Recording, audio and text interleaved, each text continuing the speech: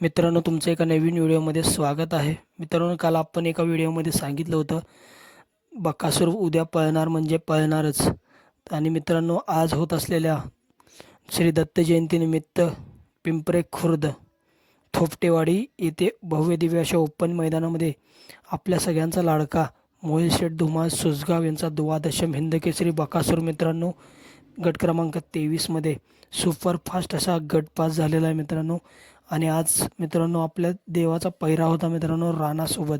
मित्रांनो, काल आपण सांगितलेलं की देव बकासूर पळणार 100% पळणार म्हणजे पळणारच मित्रांनो. आणि आज देव बकासूर थोपटेवाडी येथे ओपन मैदानामध्ये गट क्रमांक 23मध्ये राणासोबत मित्रांनो फास्ट अशी गाडी पळाली मित्रांनो.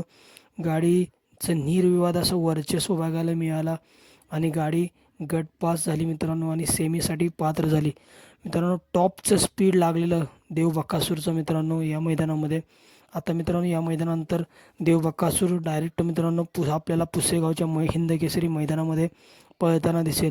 तरी मित्रांनो या मैदानासाठी आपल्या देव बकासूरला खूप खूप अशा शुभेच्छा सेमीफायनलसाठी.